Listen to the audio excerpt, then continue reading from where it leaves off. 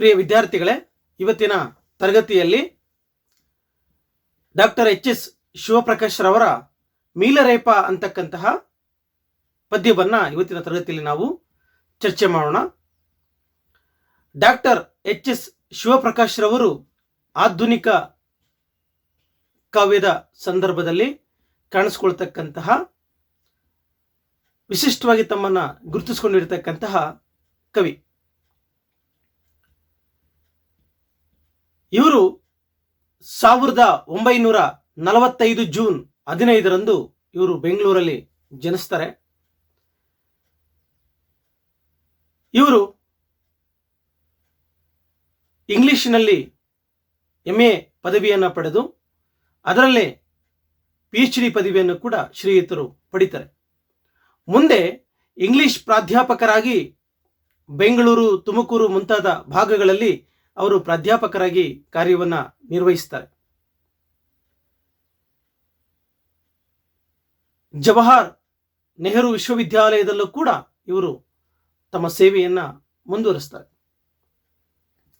ಇದಷ್ಟೇ ಅಲ್ಲದೆ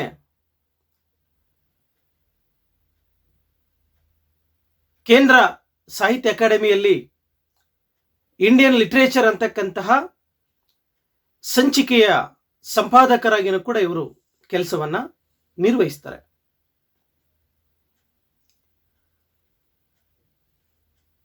ಮಾರ್ಕ್ಸ್ವಾದಿ ಚಿಂತನೆಗಳು, ದಾರ್ಶನಿಕ ಚಿಂತನೆಗಳ ಕಡೆಗೆ ಒಲವನ್ನ ವ್ಯಕ್ತಪಡಿಸತಕ್ಕಂತಹ ಶ್ರೀಯುತರು ಅನೇಕ ಕೃತಿಗಳನ್ನ ಬರೆದಿದ್ದಾರೆ. ಅದರಲ್ಲಿ ಮೀಲರೇಪ, ಮಳೆಗೆ ಬಿದ್ದ ನೆಲದಲ್ಲಿ, ಅನುಕ್ಷಣ ಚರಿತೆ ಮತ್ತು ಮಳೆಯ ಮಂಟಪ, ಮಹಾಚೈತ್ರ, ಸುಲ್ತಾನ್ ಟಿಪ್ಪು, ಮಂಟೆಸ್ವಾಮಿ ಕಥಾಪ್ರಸಂಗ, ಬತ್ತೀಸರಾಗ ಅಂತಕ್ಕಂತಹ ಆತ್ಮಕಥನವನ್ನು ಕೂಡ ಶ್ರೀಯುತರು ಬರೀತಾರೆ. ಇವರ ಸಾಹಿತ್ಯ ಸೇವೆಯನ್ನು ಪರಿಗಣಿಸಿ ಅನೇಕ ಪ್ರಶಸ್ತಿಗಳಿಗೂ ಕೂಡ ಇವರು ಭಾಜನರಾಗಿದ್ದಾರೆ. ರಾಜ್ಯ ಸಾಹಿತ್ಯ ಅಕಾಡೆಮಿ ಪ್ರಶಸ್ತಿ, ನಾಟಕ ಸಾಹಿತ್ಯ ಅಕಾಡೆಮಿ ಪ್ರಶಸ್ತಿ, ಕೇಂದ್ರ ಸಾಹಿತ್ಯ ಅಕಾಡೆಮಿ ಪ್ರಶಸ್ತಿಗಳು ಕೂಡ ಇವರಿಗೆ ಲಭಿಸಿರ್ತಕ್ಕಂಥದ್ದನ್ನು ನಾವಿಲ್ಲಿ ಗಮನಿಸಬಹುದು.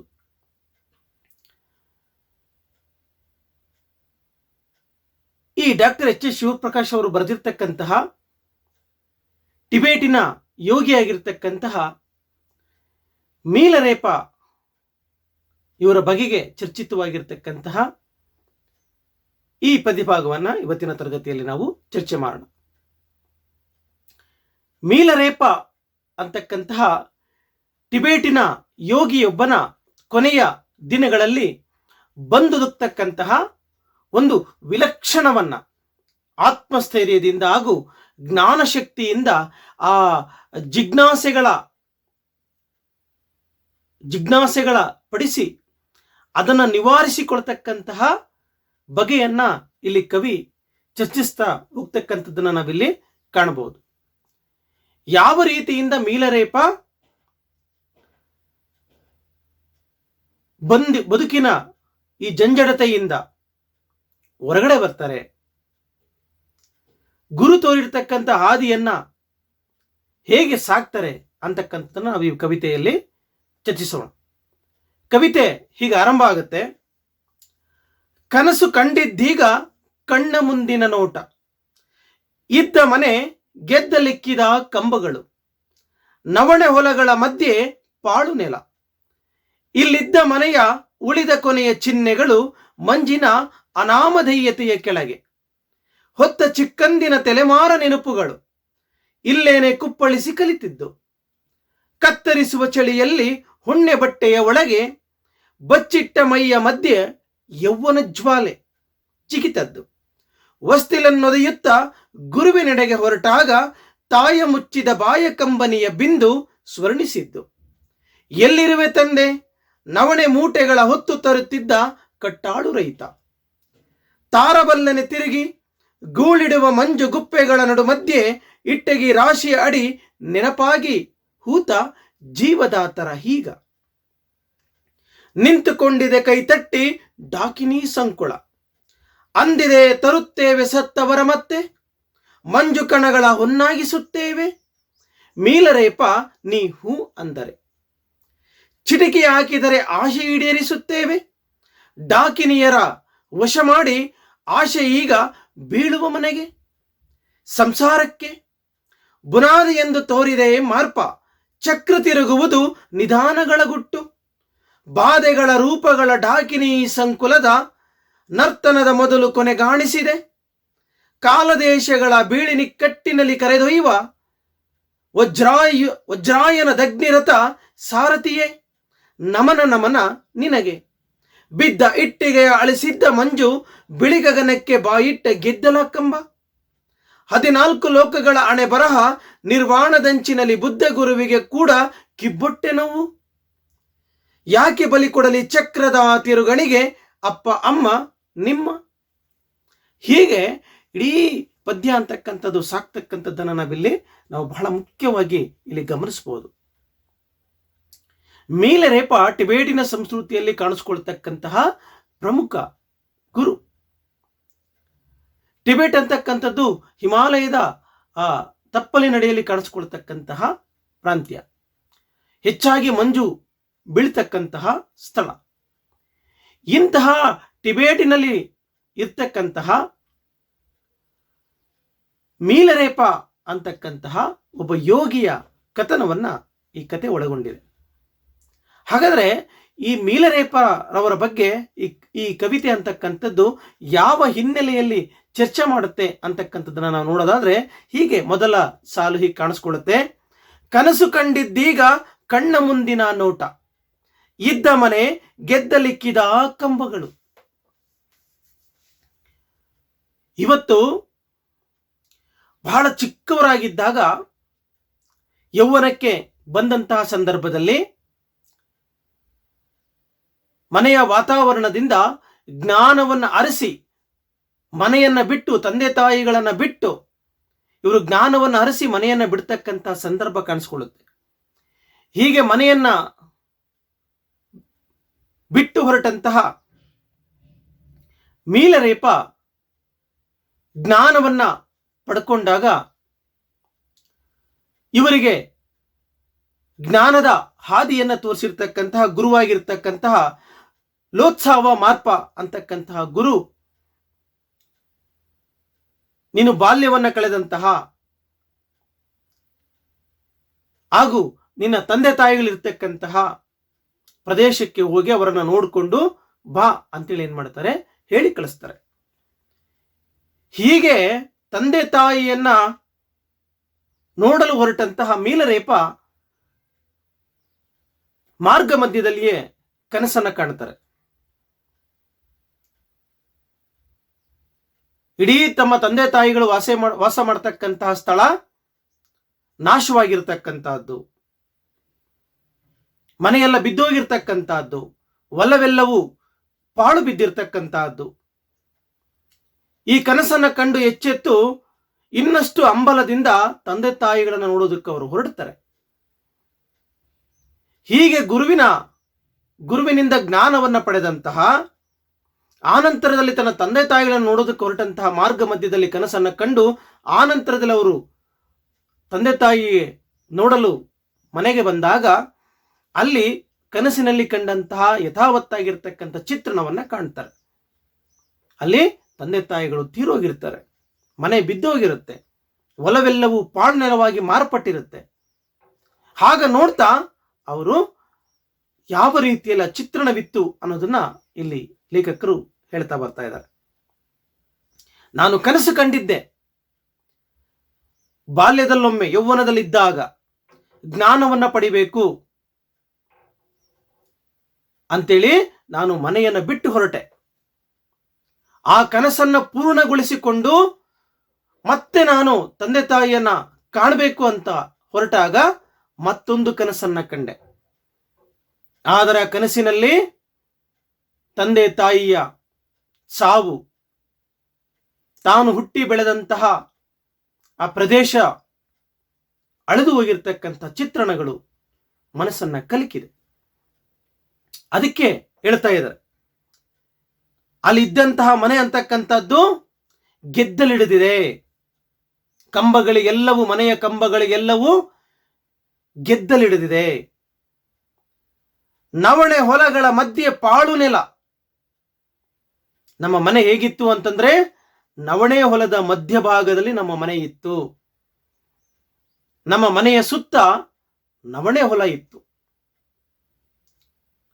ಇಂದು ಆ ನೆಲ ಅಂತಕ್ಕಂಥದ್ದು ಪಾಳು ನೆಲವಾಗಿದೆ.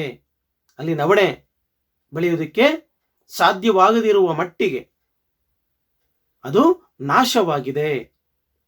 ಇಲ್ಲಿದ್ದ ಮನೆಯ ಉಳಿದ ಕೊನೆಯ ಚಿಹ್ನೆಗಳು ಮಂಜಿನ ಅನಾಮಧೇಯತೆಯ ಕೆಳಗೆ ಹೂತ ಚಿಕ್ಕಂದಿನ ತಲೆಮಾರ ನೆನಪುಗಳು ಇಲ್ಲೇನೆ ಕುಪ್ಪಳಿಸಿ ಕಲಿತದ್ದು. ನೋಡ್ರಿ, ಮತ್ತೆ ಹೇಳ್ತಾ ಇದ್ದಾರೆ, ಇದೇ ಮನೆಯ ಅಳೆದು ಉಳಿದಿರ್ತಕ್ಕಂಥ ಚಿಹ್ನೆಗಳು ಕಾಣಿಸ್ತಾ ಇದ್ದಾವೆ. ಮನೆ ಬಿದ್ದಿದೆ, ಅಲ್ಲಲ್ಲಿ ಗೋಡೆಗಳು ಕಾಣಿಸ್ತಾ ಇದೆ, ಮುರಿದಿರ್ತಕ್ಕಂಥ ಮನೆಯ ಗೋಡೆಗಳು ಕಾಣಿಸ್ತಾ ಇದೆ. ಇಲ್ಲೊಂದು ಮನೆ ಇತ್ತು ಹಿಂದೆ ಅನ್ನೋದಕ್ಕೆ ಕುರುಹುಗಳು ಕಾಣಿಸ್ತಾ ಇದೆ. ಹೊಲವೆಲ್ಲ ನಾಶವಾಗಿದೆ. ಹೀಗೆ ನನ್ನ ಬಾಲ್ಯದ ಯೌವನದ ಅನೇಕ ನೆನಪುಗಳು. ಇದು ಕೇವಲ ನನ್ನ ಬಾಲ್ಯದ ಅಷ್ಟೇ ನೆನಪುಗಳಿಲ್ಲ, ತಂದೆ ಮುತ್ತಾತನ ಅನೇಕ ತಲೆಮಾರುಗಳ ಒಂದು ನೆನಪು ಅಂತಕ್ಕಂಥದ್ದು ಇಂದು ಏನಾಗಿದೆ ಅಂತಂದ್ರೆ, ಇಂದು ಈ ಭಾಗದಲ್ಲಿ ಮಂಜು ಬಿದ್ದು ಆ ಮಂಜಿನ ಅಡಿಯಲ್ಲಿ ಎಲ್ಲವೂ ಮರೆಯಾಗಿದೆ ಅಂತೇಳಿ ಏನ್ ಮಾಡ್ತಿದ್ದಾರೆ, ಹೇಳ್ತಾ ಇದ್ದಾರೆ. ಈ ಮಂಜಿನ ಒಳಗೆ ಏನು ಮರೆಯಾಗಿದೆ ಅಂತಂದ್ರೆ ಅನೇಕ ತಲೆಮಾರುಗಳ ನೆನಪುಗಳು ಇದರಡಿಯಲ್ಲಿ ಮರೆಯಾಗಿ ಹೋಗಿದೆ. ಇದೇ ಜಾಗದಲ್ಲೇ ನಾನು ನನ್ನ ಬಾಲ್ಯದಲ್ಲಿ ಕುಪ್ಪಳಿಸಿ ಕಲಿತದ್ದು. ಇಲ್ಲೇ ನನ್ನ ಬಾಲ್ಯವನ್ನು ಕಳೆದಿದ್ದು, ಇಲ್ಲೇ ಕುಪ್ಪಳಿಸಿದ್ದು, ಇಲ್ಲೇ ಕುಣಿದಿದ್ದು, ಇಲ್ಲೇ ಆಟ ಆಡಿದ್ದು, ಇಲ್ಲೇ ನಲಿದಿದ್ದು, ಇಲ್ಲೇ ಅಪ್ಪ ಅಮ್ಮನೊಂದಿಗೆ ಸಂತಸವನ್ನ ಉಂಡಿದ್ದು ಎಲ್ಲವೂ ಇದೆ ಜಾಗದಲ್ಲಿ. ಆದರೆ ಇಂದು ಇದೇ ಭಾಗ ಹಾಳಾಗಿದೆ, ಮಂಜಿನ ಅಡಿಯಲ್ಲಿ ಸ್ತಬ್ಧವಾಗಿ ಮರೆಯಾಗಿದೆ ಅಂತೇಳಿ ಮಿಲರೇಪ ಹೇಳ್ತಾ ಇದ್ದಾರೆ. ಕತ್ತರಿಸುವ ಚಳಿಯಲ್ಲಿ ಹುಣ್ಣೆ ಬಟ್ಟೆಯ ಒಳಗೆ ಬಚ್ಚಿಟ್ಟ ಮೈಯ ಮಧ್ಯ ಯೌವನ ಜ್ವಾಲೆ ಚಿಕ್ಕಿತದ್ದು. ಇದೇ ಮನೆಯಲ್ಲೇ ನಾನು ಯೌವನಕ್ಕೆ ಬಂದಿದ್ದು. ಉಣ್ಣೆಯ ಬಟ್ಟೆಯ ಒಳಗೆ ನಾವು ಯಾವಾಗಲೂ ಕೂಡ ಅದು ಶೀತವಾಗಿರ್ತಕ್ಕಂಥ ಪ್ರದೇಶವಾಗಿರೋದ್ರಿಂದ ಉಣ್ಣೆ ಬಟ್ಟೆಗಳನ್ನು ಧರಿಸ್ತಾ ಇದ್ರು. ಆ ಉಣ್ಣೆ ಬಟ್ಟೆಗಳು ದೇಹಕ್ಕೆ ಬಿಸಿಯನ್ನ, ಬೆಚ್ಚನೆ ಅನುಭವವನ್ನ ಕೊಡ್ತಾ ಇದ್ದು. ಅದೇ ಹಿನ್ನೆಲೆಯಲ್ಲಿಯೇ ಇದೇ ಭಾಗದಲ್ಲೇ ನಾನು ಬಾಲ್ಯದಿಂದ ಯೌವನಕ್ಕೆ ಬಂದಂತಹ ಸಂದರ್ಭ ಇದೇ ಜಾಗದಲ್ಲಿ. ಹಾಗಾಗಿ ಬಾಲ್ಯದಿಂದ ಯೌವನಕ್ಕೆ ಬಂದಂತಹ ಅನೇಕ ನೆನಪುಗಳು ಅವರಿಗೆ ನೆನಪಾಗ್ತಾ ಇದ್ದಾವೆ. ವಸ್ತಿಲನ್ನೊದೆಯುತ್ತ ಗುರುವಿನೆಡೆಗೆ ಹೊರಟಾಗ ತಾಯ ಮುಚ್ಚಿದ ಬಾಯ ಕಂಬನಿಯ ಬಿಂದು ಸ್ವರ್ಣಿಸಿದ್ದು. ಹೀಗೆ ಯೌವನಕ್ಕೆ ಬಂದಾಗ ನನಗೆ ಈ ಬದುಕಿನ ಬಗ್ಗೆ ವ್ಯಾಮೋಹ ಇಲ್ಲದಾಗ ಆತು. ಹಾಗಾಗಿ ಈ ಬದುಕಿನಿಂದ ನಾನು ಜ್ಞಾನವನ್ನು ಹರಿಸುತ್ತಾ ನಾನು ಮನೆಯನ್ನ ಬಿಡ್ತಕ್ಕಂಥ ಸಂದರ್ಭ ಬಂತು. ಬಾಲ್ಯದಿಂದ ಯೌವನದವರೆಗೂ ಸಾಕಿರ್ತಕ್ಕಂತಹ ತಂದೆ ತಾಯಿಗಳು ನನ್ನ ಕಳಿಸೋದಕ್ಕೆ ತುಂಬಾ ಯಾತನೆಯನ್ನ ಪಟ್ರು. ಅವ್ರಿಗೆ ಇಷ್ಟ ಇರಲಿಲ್ಲ. ಆದ್ರೂ ಕೂಡ ನಾನೇ ಏನ್ ಮಾಡಿದೆ, ಮನೆಯಿಂದ ಹೊರ ನಡೆದೆ. ಯಾಕಾಗಿ ಅಂತಂದ್ರೆ ನನ್ನ ಜೀವನದ ಬಹುಮುಖ್ಯ ಗುರಿಯಾಗಿರ್ತಕ್ಕಂತಹ ಜ್ಞಾನವನ್ನ ಸಂಪಾದಿಸೋದಕ್ಕೋಸ್ಕರ ಆ ಜ್ಞಾನವನ್ನ ಅರಸಿ ನಾನು ಮನೆಯನ್ನ ಬಿಡಬೇಕಾಯಿತು. ಹೀಗೆ ನಾನು ಮನೆಯನ್ನ ಬಿಟ್ಟು ಹೊರಟಾಗ ನನ್ನನ್ನು ತಡೆಯೋದಕ್ಕೆ ತಾಯಿ ಬಂದ್ಲು. ಆದ್ರೂ ಕೂಡ ತಾಯಿಯ ಮಾತುಗಳನ್ನು ನಾನು ಧಿಕ್ಕರಿಸಿ ನನ್ನ ಗುರಿಯನ್ನ ನಾನು ಬೆನ್ನತ್ತಿ ಹೊರಟೆ. ಆಗ ನನ್ನ ತಾಯಿ ಇದೇ ಜಾಗದಲ್ಲಿ ತನ್ನ ಕಣ್ಣಲ್ಲಿ ಕಣ್ಣೀರಿನ ಹನಿಯನ್ನ ಹಾಕ್ತಾ ನಿಂತಿದ್ದು ಇದೇ ಜಾಗದಲ್ಲೇ. ತನ್ನ ತಾಯಿಯ ಆ ಕಣ್ಣೀರಿನ ಹನಿಗಳು ಮೂಡಿ ಕೆಳಗೆ ಬಿದ್ದು ನನ್ನೊಳಗೆ ಕಲಕಿದಂತಹ ಸ್ಥಳವಿದು. ಇನ್ನೂ ಕೂಡ ನನ್ನ ತಾಯಿ ಕಣ್ಣೀರು ಹಾಕಿರ್ತಕ್ಕಂತಹ ಆ ಕ್ಷಣಗಳು ನನ್ನ ಮುಂದೆ ಕಾಣಿಸ್ಕೊಳ್ತಾ ಇದೆ. ಇಲ್ಲಿಯೇ ನನ್ನ ತಾಯಿಯ ಕಣ್ಣೀರಿನ ಹನಿಗಳು ಜಿನುಗಿದ್ದು ಅಂತೇಳಿ ಏನ್ ಮಾಡ್ತಿದ್ದಾರೆ, ನೆನೆಸ್ಕೊಳ್ತಾ ಇದ್ದಾರೆ. ಎಲ್ಲಿರುವೆ ತಂದೆ, ನವಣೆ ಮೂಟೆಗಳ ಹೊತ್ತು ತರುತ್ತಿದ್ದ ಕಟ್ಟಾಳು ರೈತ. ಇದೇ ಮನೆಯ ಸುತ್ತ ಇರ್ತಕ್ಕಂತಹ, ಇದೇ ನವಣೆ ಬೆಳೀತಕ್ಕಂತಹ ಈ ಹೊಲದಲ್ಲಿ ನನ್ನ ತಂದೆ ಗಟ್ಟಿಮುಟ್ಟಾಗಿರ್ತಕ್ಕಂಥ ರೈತನಾಗಿದ್ದ. ನವಣೆ ಹೊಲವನ್ನ ಬಿತ್ತು ಬೆಳೆದು ಆ ನವಣೆಯನ್ನ ಚೀಲದಲ್ಲಿ ಸಂಗ್ರಹಿಸಿ ಆ ಚೀಲಗಳನ್ನ ಹೊತ್ತು ತಂದಾಗ್ತಾ ಇದ್ದ ಮನೆಗೆ. ಗಟ್ಟಿಮುಟ್ಟಾಗಿದ್ದ ನನ್ನ ತಂದೆ. ಅವನು ತನ್ನ ಶ್ರಮದಿಂದ ಇಡೀ ಈ ಹೊಲವನ್ನ ಫಲವಂತಿಕೆಯ ರೂಪದಲ್ಲಿ ಬದಲಾಯಿಸಿದ್ದ. ನವಣೆಯಲ್ಲಿ ರಾರಾಜಿಸುತ್ತಿತ್ತು ತೆನೆಗಳು. ಅಂತಹ ನವಣೆಗಳನ್ನು ಬೆಳೆದು ಇಲ್ಲಿ ಚೀಲೆಗಳನ್ನ ಹಾಕ್ತಾ ಇದ್ದ ನನ್ನ ತಂದೆ ಇಂದು ನನಗೆ ನೆನಪಾಗಿ ಕಾಡ್ತಾ ಇದ್ದಾರೆ. ತಾರೆವಲ್ಲನೆ ತಿರುಗಿ ಮತ್ತೆ ಇವರನ್ನೆಲ್ಲ ನಾನು ನೋಡೋದಕ್ಕೆ ಸಾಧ್ಯನಾ? ಇವರನ್ನ ಮತ್ತೆ ನಾನು ಸೃಷ್ಟಿಸುವುದಕ್ಕೆ ಸಾಧ್ಯನಾ? ಇವರನ್ನ ನಾನು ಕಾಣೋದಕ್ಕೆ ಸಾಧ್ಯನಾ ಅಂತೇಳಿ ತನ್ನೊಳಗೆ ಪ್ರಶ್ನೆಯನ್ನ ಹಾಕೊಳ್ತಾ ಇದ್ದಾರೆ. ಮತ್ತೆ ಈ ಮನೆ, ಈ ಹೊಲ, ತನ್ನ ಬಾಲ್ಯದ ನೆನಪುಗಳು, ತಂದೆ ತಾಯಿ, ಇವರೆಲ್ಲರನ್ನು ನಾನು ನೋಡೋದಕ್ಕೆ ಸಾಧ್ಯನಾ? ಮತ್ತೆ ಆ ಕ್ಷಣಗಳನ್ನು ಕಣ್ತುಂಬಿಕೊಳ್ಳೋದಕ್ಕೆ ಸಾಧ್ಯನಾ ಅಂತ ಪ್ರಶ್ನೆ ಮಾಡ್ಕೊಳ್ತಾ ಇದ್ದಾರೆ. ಗೂಳಿಡುವ ಮಂಜು ಗುಪ್ಪೆಗಳ ನಡು ಮಧ್ಯೆ ಇಟಗಿ ರಾಶಿ ಅಡಿ ನೆನಪಾಗಿ ಹೂತ ಈ ಜೀವದಾತರ ಈಗ. ಇದೇ ಮಂಜಿನ ಅಡಿಯಲ್ಲಿ ಅನೇಕ ನೆನಪುಗಳು ಸಮಾಧಿಯನ್ನ ತಾಳಿವೆ. ಮನೆಯ ಕುರುಹುಗಳು, ಹೊಲ ಎಲ್ಲವೂ ಮರೆಯಾಗಿದೆ. ಹೀಗೆ ಮರೆಯಾಗಿರುವ ಈ ನೆನಪುಗಳನ್ನು ನಾನು ಮತ್ತೆ ಸೃಷ್ಟಿಸಬಲ್ಲನೆ? ಮಣ್ಣಲ್ಲಿ ಮಣ್ಣಾಗಿರುವ ಜೀವದಾತರು, ಜೀವ ಕೊಟ್ಟಂತಹ ಆ ತಂದೆ ತಾಯಿಗಳನ್ನು ನಾನು ಮತ್ತೆ ನೋಡೋದಕ್ಕೆ ಸಾಧ್ಯನಾ ಅಂತ ತಮ್ಮನ್ನ ಪ್ರಶ್ನೆ ಮಾಡ್ಕೊಳ್ತಾ ಇದ್ದಾರೆ. ಹೀಗೆ ಅವರು ತಮ್ಮ ತಂದೆ ತಾಯಿಗಳನ್ನು ನೋಡುವ ಹಂಬಲ ಅಂತಕ್ಕಂಥದ್ದು, ಕಾಣ್ತಕ್ಕಂಥ ಹಂಬಲ ಅಂತಕ್ಕಂಥದ್ದು ತಮ್ಮೊಳಗೆ ಯಾವಾಗ ಮೊಳಕೆ ಹೊಡೆಯೋದಕ್ಕೆ ಆರಂಭ ಆಯಿತೋ ಆ ಕ್ಷಣವೇ ಡಾಕಿನಿಯ ಪ್ರತ್ಯಕ್ಷವಾಯಿತು. ಅಮಾನುಷ ಶಕ್ತಿಯ ಪ್ರತ್ಯಕ್ಷ ಆಯಿತು ಅಲ್ಲಿ. ಆ ಡಾಕಿನಿ, ಆ ಪಿಸಾಚಿನಿ ಪ್ರತ್ಯಕ್ಷವಾಗಿ ಹಾಗಾದ್ರೆ ಯಾವ ರೀತಿ ಸಂಭಾಷಣೆಯನ್ನ ಮೀಲರೇಪನ ಜೊತೆಗೆ ನಡೆಸುತ್ತೆ ನೋಡಿ. ನಿಂತುಕೊಂಡಿದೆ ಕೈತಟ್ಟಿ ಡಾಕಿನಿ ಸಂಕುಳ. ಡಾಕಿನಿ ಸಮೂಹ ಅಂತಕ್ಕಂಥದ್ದು ಮೀಲರೇಪನ ಮುಂದೆ ಬಂದು ಕೈಕಟ್ಟಿ ನಿಂತು ಅವು ಹೇಳ್ತಾ ಇದೆ. ಏನಂತ ಅಂದಿದೆ, ತರುತ್ತೇವೆ ಸತ್ತವರ ಮತ್ತೆ ಮಂಜು ಕಣಗಳ ಹೊನ್ನಾಗಿಸುತ್ತೇವೆ.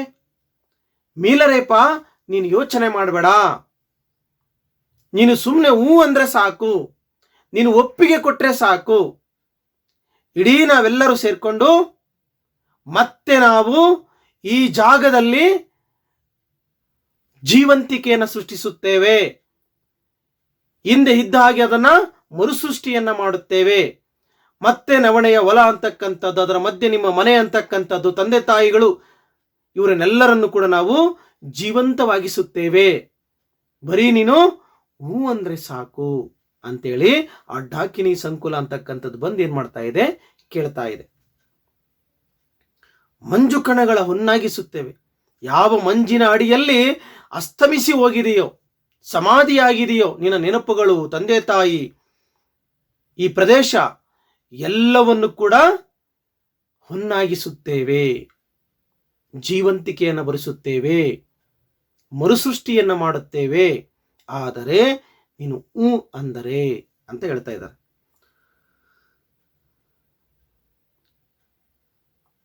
ಮೀಲರೇಪ, ನೀ ಹೂ ಅಂದರೆ ಚಿಟಿಕೆ ಹಾಕಿದರೆ ಆಶೆ ಈಡೇರಿಸುವ ಡಾಕಿನಿಯರ ವಶ ಮಾಡಿ ಆಶೆ ಹೀಗೆ ಬೀಳುವ ಮನೆಗೆ. ಇದ್ದಕ್ಕಿದ್ದಾಗೆ ಹೀಗೆ ಅವನೊಳಗೆ ಆಸೆಯನ್ನು ಸೃಷ್ಟಿಸುವ ಕೆಲಸವನ್ನ ಈ ಡಾಕಿನಿಯ ಸಮೂಹ ಮಾಡ್ತಾ ಇದೆ. ಯಾವ ನೆನಪುಗಳಲ್ಲಿ ಭಾವ ಪರವಶನಾಗಿ ತನ್ನ ಇಡೀ ಬಾಲ್ಯ, ಯೌವನ, ತಂದೆ ತಾಯಿಗಳ ಆ ನೆನಪುಗಳಲ್ಲಿ ಮುಳುಗಿದನೋ ಅದೇ ಮೀಲರೇಪನ ಒಳಗೆ ಮತ್ತೆ ಆಸೆಯನ್ನ ಹುಟ್ಟಿಸ್ತಕ್ಕಂತಹ ಕೆಲಸವನ್ನ ಇಲ್ಲಿ ಯಾವ ಮಾಡ್ತಾ ಇದ್ದಾವೆ ಅಂತಂದ್ರೆ ಡಾಕಿನಿಯ ಸಮೂಹ ಮಾಡ್ತಾ ಇದ್ದಾವೆ. ಒಂದು ಕಾಲದಲ್ಲಿ ಇದೇ ತಂದೆ ತಾಯಿಗಳನ್ನೆಲ್ಲರನ್ನ ಬಿಟ್ಟು ಜ್ಞಾನವನ್ನು ಪಡೆಯಲು ಹೊರಟಂತ ಮೀಲರೇಪ ಆ ಜ್ಞಾನವನ್ನ ಪಡೆದ ಆನಂತರದಲ್ಲಿ ಗುರುವಿನ ಒಪ್ಪಿಗೆಯನ್ನು ಪಡೆದು ಮೂಲವನ್ನ ತನ್ನ ತಂದೆ ತಾಯಿಗಳನ್ನ ನೋಡಕ್ ಬಂದಾಗ ಈ ಘಟನೆಯನ್ನ ನೋಡಿ ದುಃಖಿತನಾಗಿದ್ದಾಗ ಡಾಕಿನಿ ಸಮೂಹ, ನೀನು ಹೂ ಅಂದ್ರೆ ಅದೇ ನಿನ್ನ ಶಕ್ತಿಯಿಂದ ನಾವು ಮರುಸೃಷ್ಟಿ ಮಾಡುತ್ತೇವೆ ಅಂತ ಹೇಳ್ತಾ ಇದ್ದಾವ. ಹೀಗೆ ಹೇಳಿದಾಗ ಆಶೆ ಹೀಗೆ ಬೀಳುವ ಮನೆಗೆ, ಸಂಸಾರಕ್ಕೆ, ನನ್ನನ್ನ ಮತ್ತೆ ಈ ಇಹದ ಬದುಕಿನ ಕಡೆಗೆ, ಈ ಲೌಕಿಕದ ಬದುಕಿನ ಕಡೆಗೆ ನನ್ನನ್ನು ಸೆಳೆಯುವ ಪ್ರಯತ್ನವನ್ನ ಈ ಡಾಕಿನಿಯ ಸಮೂಹ ಮಾಡ್ತಾ ಇದೆ ಅಂತೇಳಿ ಪರಿಭಾವಿಸ್ತಾರೆ ಮೀಲರೇಪ. ಹೀಗಿದ್ದಾಗ ಅವರು ತಮ್ಮ ಗುರುವನ್ನ ನೆನಪು ಮಾಡಿಕೊಳ್ತಾರೆ.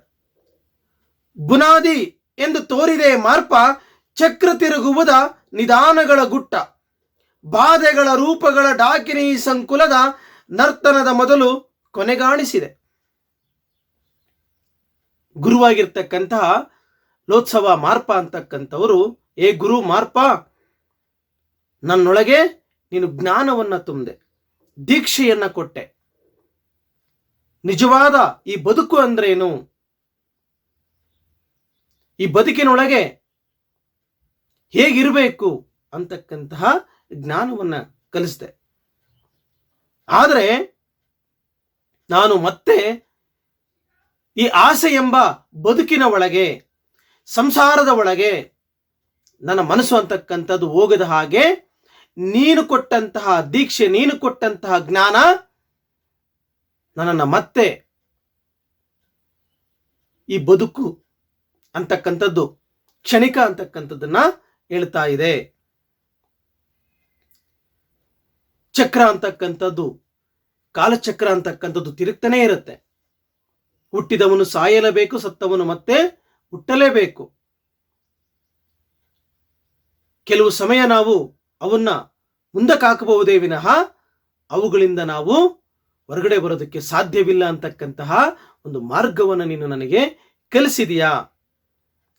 ಹಾಗಾಗಿ ಕಾಲ ದೇಶಗಳ ಬೀಳಿ ನಿಕ್ಕಟ್ಟಿನಲ್ಲಿ ಕರೆದೊಯ್ಯುವ, ಹಾಗಾಗಿ ಇವುಗಳಿಂದ ನನ್ನನ್ನ ದೂರ ಕರ್ಕೊಂಡು ಹೋಗ್ತಕ್ಕಂತಹ ವಜ್ರಯಾನ ದಗ್ನಿರಥ ಸಾರಥಿಯೇ. ವಜ್ರಯಾನ ಬೌದ್ಧ ಧರ್ಮದಲ್ಲಿ ಬರ್ತಕ್ಕಂಥ ಒಂದು ಪಂಥ.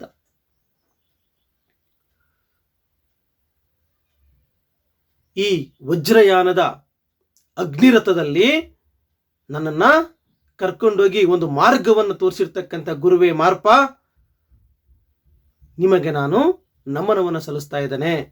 ಒಂದು ವೇಳೆ ನೀವು ನನಗೆ ಸರಿಯಾದ ಮಾರ್ಗವನ್ನ ಕಲಿಸದೇ ಇದ್ದಿದ್ರೆ, ದಾರಿಯನ್ನ ತೋರಿಸದೇ ಇದ್ದಿದ್ರೆ, ನಾನು ಮತ್ತೆ ಈ ಡಾಕಿನಿಯರ ಮಾತನ್ನ ಕೇಳಿ ಮತ್ತೆ ಈ ಬದುಕಿನ ಒಳಗೆ ನಾನು ಬಿದ್ದು ಬಿಡ್ತಾ ಇದ್ದೆ. ಇದೆಲ್ಲವೂ ಕ್ಷಣಿಕ, ಇವೆಲ್ಲವೂ ಮುಂದೊಂದು ದಿನ ನಾಶವಾಗುತ್ತವೆ. ಈ ಸತ್ಯದ ಮಾರ್ಗವನ್ನು ನೀನು ನಮಗೆ ತೋರಿಸಿದೆ. ಹಾಗಾಗಿ ನಾನು ಈ ಕ್ಷಣ ನಿನ್ನನ್ನು ನೆನಪು ಮಾಡಿಕೊಳ್ತಾ ಇದ್ದೀನಿ. ಈ ಬಂಧನಕ್ಕೆ ಒಳಗಾಗದ ಹಾಗೆ ನೀನು ನನ್ನನ್ನ ತಡೆದೆ. ಹಾಗಾಗಿ ನಿನಗೆ ನನ್ನ ನಮನ. ಬಿದ್ದ ಇಟ್ಟಿಗೆಯ ಅಳಿಸಿದ್ದ ಮಂಜು, ಬಿಳಿಗಗನಕ್ಕೆ ಬಾಯಿಟ್ಟ ಗೆದ್ದಲ ಕಂಬ, 14 ಲೋಕಗಳ ಹಣೆ ಬರಹ.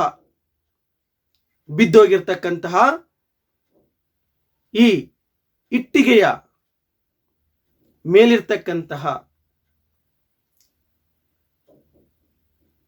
ಮುಚ್ಚಿರ್ತಕ್ಕಂತಹ ಮಂಜಿನ ಒಳಗಿರ್ತಕ್ಕಂತಹ ಈ ನೆನಪುಗಳು, ಆಕಾಶದ ಕಡೆ ಮುಖ ಮಾಡಿ ನಿಂತಿರ್ತಕ್ಕಂತಹ ಗೆದ್ದಲು ಹಿಡಿದಿರ್ತಕ್ಕಂತಹ ಕಂಬ, ಇವೆರಡು ಕೂಡ ಏನನ್ನ ಹೇಳ್ತಾ ಇದೆ? ಕೆಳಮುಖ ಮತ್ತು ಮೇಲ್ಮುಖದ 2 ಚಲನೆಗಳು. ಭೂಮಿಯಿಂದ 7 ಲೋಕಗಳು, ಭೂಮಿಯಿಂದ ಕೆಳಭಾಗದಲ್ಲಿ ಇರ್ತಕ್ಕಂಥ 7 ಲೋಕಗಳು, 17 ಲೋಕಗಳು, ಇವುಗಳ ಹಣೆ ಬರಹ ಅಂತಕ್ಕಂಥದ್ದು. ಇವುಗಳಿಂದ ನಾನು ಮುಕ್ತಿಯನ್ನ ಪಡೆದು ಜ್ಞಾನ ಮಾರ್ಗದ ಕಡೆಗೆ, ಯೋಗ ಮಾರ್ಗದ ಕಡೆಗೆ ಹೋಗ್ತಕ್ಕಂತಹ ಸತ್ಯ ದರ್ಶನವನ್ನು ನೀನು ಮಾಡಿಸಿದೆ. ನಿರ್ವಾಣದಂಚಿನಲ್ಲಿ ಬುದ್ಧ ಗುರುವಿಗೆ ಕೂಡ ಕಿಬ್ಬೊಟ್ಟೆ ನೋವು. ಮೀಲರೇಪನ ಹಾಗೆ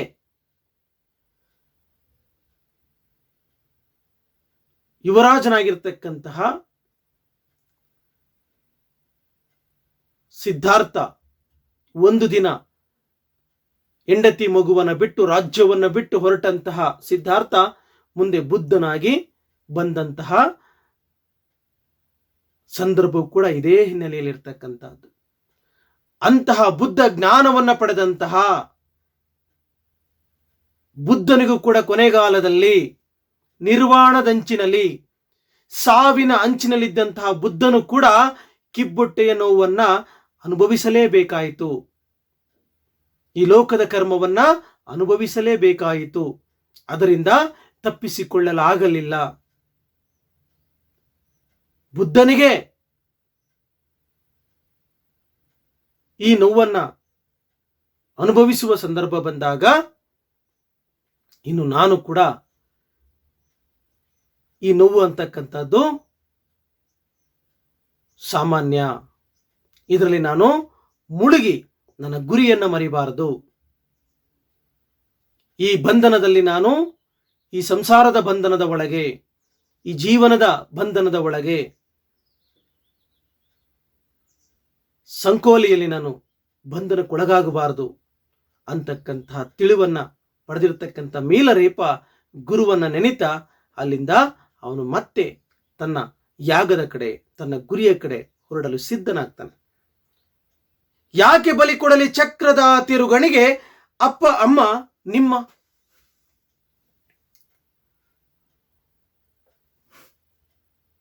ಈಗಾಗಲೇ ನೀವು ನನ್ನಿಂದ ದೂರ ಆಗಿದ್ದೀರ.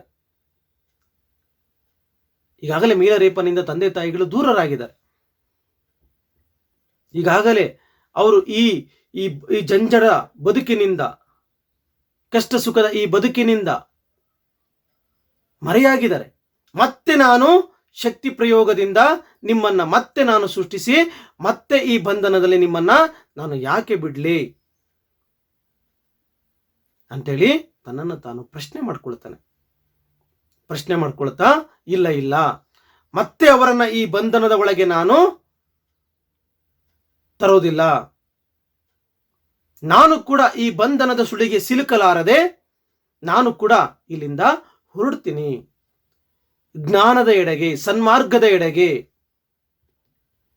ಯೋಗದ ಎಡೆಗೆ, ನನ್ನ ಗುರಿ ಎಡೆಗೆ ನಾನು ಹೊರಡ್ತೀನಿ ಅಂತೇಳಿ ಅವನು ಇಲ್ಲಿ ಸಿದ್ಧನಾಗ್ತಾನೆ. ಮೀಲರೇಪನನ್ನ ಹೀಗೆ ಒಂದು ದಾರಿಯನ್ನ ತೋರಿಸಿರ್ತಕ್ಕಂಥವರು ಅವರ ಗುರುಗಳಾಗಿರ್ತಕ್ಕಂತಹ ಮಾರ್ಪ. ಇದಿಷ್ಟು ಕೂಡ ಈ ಕವಿತೆಯಲ್ಲಿ ಚರ್ಚೆ ಆಗ್ತಕ್ಕಂತಹ ಪ್ರಮುಖ ಅಂಶಗಳು. ಇಲ್ಲಿ ನಿಮಗೆ ಪರೀಕ್ಷೆಯಲ್ಲಿ ಪ್ರಶ್ನೆಗಳನ್ನು ಕೇಳ್ತಾನೆ. ಒಮ್ಮೊಮ್ಮೆ ಲೇಖಕರ ಪರಿಚಯವನ್ನ ಕೇಳಬಹುದು, ಅಥವಾ ಮೀಲರೇಪ ಅಂತ ಟಿಪ್ಪಣಿ ಕೇಳಬಹುದು, ಅಥವಾ ಪ್ರಶ್ನೆ ಕೇಳಬಹುದು. ಮೀಲರೇಪ ಬಾಲ್ಯದ ನೆನಪುಗಳಿಂದ ಭಾವುಕನಾದ ಬಗೆಯನ್ನ ವಿವರಿಸಿ. ಹೇಗೆ ಮೀಲರೇಪ ಗುರಿಯನ್ನ ಸಾಧಿಸಿ ಅವನು ವಾಪಸ್ ತನ್ನ ತಂದೆ ತಾಯಿಗಳನ್ನು ನೋಡೋದಕ್ಕೆ ಬಂದಾಗ, ಆ ಪ್ರದೇಶಕ್ಕೆ ಬಂದಾಗ ಹೇಗೆ ಬಾಲ್ಯದ ನೆನಪುಗಳಿಗೆ ಒಳಗಾಗ್ತಾ ಭಾವಾವೇಶಕ್ಕೆ ಒಳಗಾಗ್ತಾನೆ, ಭಾವ ತೀವ್ರತೆಗೆ ಒಳಗಾಗ್ತಾನೆ. ಆ ಕವಿತೆಯನ್ನು ಇಟ್ಕೊಂಡು ನೀವು ಚರ್ಚಿಸಿ ಅಂತೇಳಿ ಕೇಳ್ತಾರೆ. ಇಲ್ಲತಂದ್ರೆ ಮೀಲರೇಪನೊಂದಿಗೆ ನಡೆದ ಸಾಂಸಾರಿಕ ಘರ್ಷಣೆಗಳನ್ನು ಕುರಿತು ವಿಶ್ಲೇಷಿಸಿ.